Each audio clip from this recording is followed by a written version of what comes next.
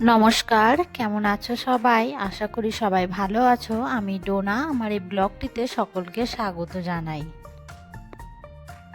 আজ হচ্ছে রবিবার, আর রবিবার মানেই কিন্তু আমার কাছে বেশ একটা লেজি লেজি ভাব। কাজের কিন্তু খুব একটা তাড়া থাকে না। এখন প্রায় এই 9টার মতো বাজে, আর হাজব্যান্ড এখন বাজারে গেছে, বলে গেছে আজ জলখাবার কিছু বানাতে হবে না, বাজার থেকে ফেরার পথে আজ বাইরে থেকেই কিছু নিয়ে আসবে। যাই হোক, একবেলা তো রান্না থেকে ছুটি, এর চেয়ে আর ভালো খবর কি হয় বলো তো। আমরা যারা প্রতিদিন রান্না করি, এই একটি বেলা যদি রান্না থেকে ছুটি পাই বেশ ভালোই হয়। আর এই যে ও বাজার থেকে চলে এসছে, আর সাথে নিয়ে এসেছিল মশালা ধোসা, বড়া আর কোকোনাট চাটনি, আর সাথে ছিল সাম্বার। এটা আমাদের ক্যান্টের বাইরে একটা দোকান আছে, ওখান থেকে নিয়ে এসেছিলো, বেশ ভালো করে।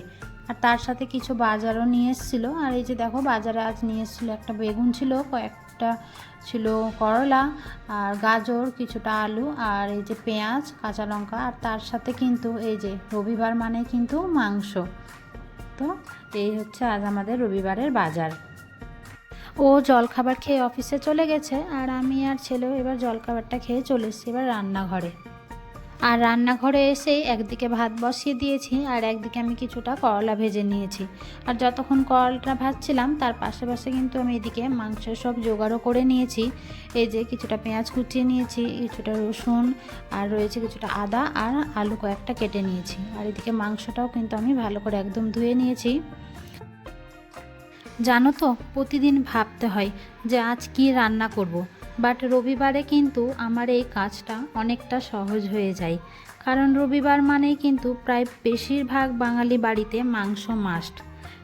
তবে আজ আর মটন নয়, আজ করব একটু চিকেনটা কিন্তু বেশ রসে কষে ঝাল ঝাল করেই করব। বাইরে বেশ একটা হাওয়া হচ্ছে, ঠান্ডা ঠান্ডা ওয়েদার, এরকম একটা ওয়েদারে ঝাল ঝাল গরম গরম যদি চিকেন হয়, ব্যাপারটা কিন্তু মন্দ হয় না। কড়াইয়ে বেশি করে তেল দিয়ে নিয়েছি, আর আলুগুলো বেশ উল্টে পাল্টে লাল লাল করে ভেজে নেব। আলুগুলো এদিকে ভাজা হতে থাকুক, চলো এদিকে মশলাটা করে নিই। আর মশলার মধ্যে কিন্তু আমি জিরে, বেশি করে শুকনো লঙ্কা, আর কয়েক কোয়া রসুন দিয়ে নিয়েছি।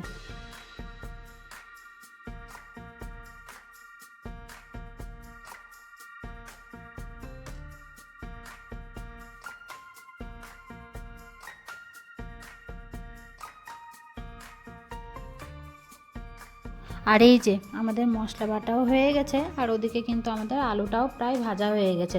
চলো এবার আলুগুলো তুলে নিই। আলুগুলো তুলে নিয়ে আমি এবার তেলের মধ্যে দিয়ে দিলাম রসুনগুলো দুই একবার নাড়াচাড়া করে এর মধ্যে আমি দিয়ে দেবো পেঁয়াজ। আর পেঁয়াজ আর রসুনটাকে আমার রান্নার বেশিরভাগটাই মার কাছ দিয়ে শেখা, একেবারে মার মতো না হলেও মার রান্নার আশেপাশেই হয় আর কি।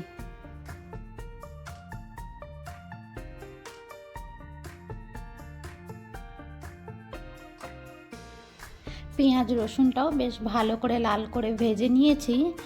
এবার মাংসটা দিয়ে নেব। দাঁড়াও, এই লেগ পিসটা বেশ বড় সাইজের আছে, আগে এটাকে দিয়ে নিই। এটাকে দিয়ে ভালো করে উল্টে পাল্টে লাল করে ভেজে নেব। লেগ পিসটা যেহেতু বড়, এটাকে যদি সব মাংসের সাথে দিয়ে ভাজি তাহলে এটা বেশ ভালো করে ভাজা যায় না। এটা আগে একটু উল্টে পাল্টে বেশ লাল করে ভেজে নেব, তারপরে বাকি মাংসটা এর মধ্যে দিয়ে নেব।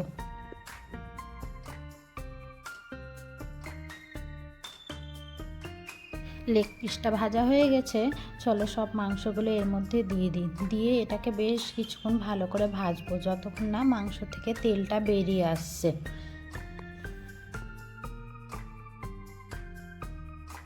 মাংসটা ভালো করে ভাজা হয়ে গেছে, এই যে তেল বেরিয়ে এসছে মাংস থেকে। এবার এর মধ্যে একটু লবণ, হলুদ, আর আমরা যে মশলাটা করে রেখেছিলাম সেই মশলাটা দিয়ে নেব। দিয়ে ভালো করে এটাকে বেশ কিছুক্ষণ কষাবো।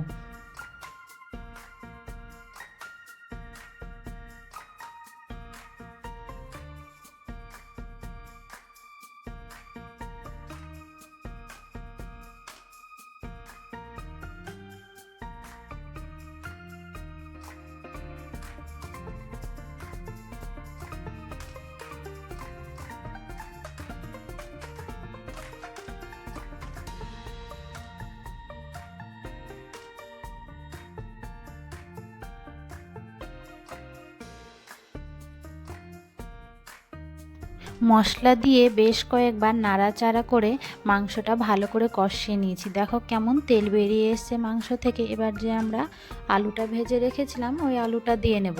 আলুটা যদি আর থেকে পরে দিই তাহলে আলুটা কী হবে, ভালো করে সেদ্ধ হবে না। যেহেতু এটা ব্রয়লার চিকেনটা তাড়াতাড়ি সেদ্ধ হয়ে যায়, তাই আলুটা আমরা এখনই দিয়ে নেব। আলুটা এখনই দিয়ে দিলে মশলার সাথে আলুটাও একটু কষানো যাবে, তার ফলে আলুর মধ্যে মশলার একটা ভালো টেস্ট চলে আসবে আর আলুটা মাংসর সাথে সেদ্ধ হতে থাকবে।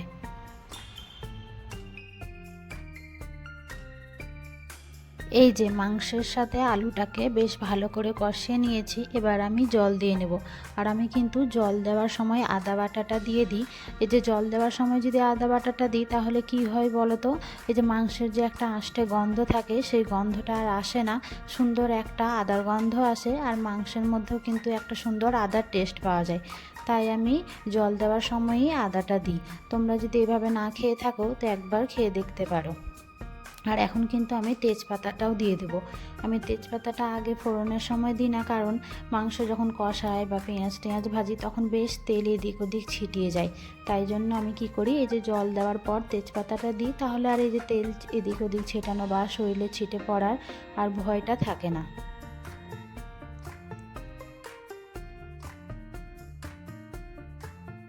একটু ভালো করে নাড়াচাড়া করে নিয়ে এবার ঢাকা দিয়ে নেব, যাতে ভালো করে মাংসটা সেদ্ধ হয়ে যায়। বেশ কিছুক্ষণই ঢাকা দিয়ে রাখবো।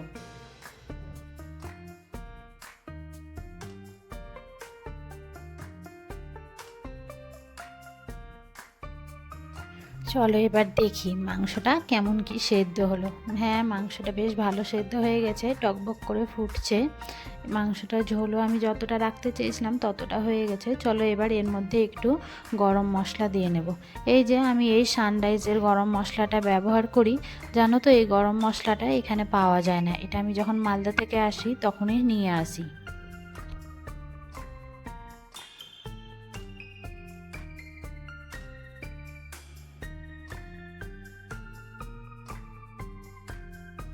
এই যে গরম মশলাটা দিয়ে একটু নাড়াচাড়া করে নিয়ে আমি একটু ঢেকে রেখে দেবো।